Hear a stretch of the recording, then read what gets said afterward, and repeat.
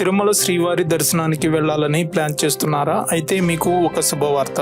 దక్షిణ మధ్య రైల్వే తిరుమలకి వెళ్లే శ్రీవారి భక్తుల రద్దీని దృష్టిలో పెట్టుకొని వేసవి కాలంలో తిరుపతి దిశగా ప్రత్యేక రైళ్లు నడపనున్నట్లు ప్రకటించింది. మొదటగా మచిలీపట్నం తిరుపతి మధ్య ప్రత్యేక రైళ్లు అందుబాటులోకి వస్తున్నాయి. ఏప్రిల్ 13 నుంచి మే 25 వరకు ఈ రైళ్లు రానున్నాయి. రైలు నెంబర్ 072121. ఈ రైలు తిరుపతిలో రాత్రి 10:20 బయలుదేరి ఉదయాన్నే 4:30 విజయవాడకు చేరుకుంటుంది. ఉదయం 7:20 మచిలీపట్నానికి చేరుకుంటుంది. అలాగే తిరుగు ప్రయాణానికి రైలు నెంబర్ 0722 మచిలీపట్నం నుంచి మే 26 వరకు ప్రతిరోజు సాయంత్రం 5:40 బయలుదేరి తెల్లవారుజామున 3:20 తిరుపతి చేరుతుంది. ఈ రైళ్లు రేణిగుంట, గూడూరు, నెల్లూరు, ఒంగోలు, చీరాల, తెనాలి, గుడివాడ, పెడన స్టేషన్లలో ఆగుతాయి. ఇక మరో ముఖ్యమైన సర్వీస్ హైదరాబాద్ చర్లపల్లి నుంచి తిరుపతికి కూడా ప్రత్యేక రైళ్లు నడపనుంది.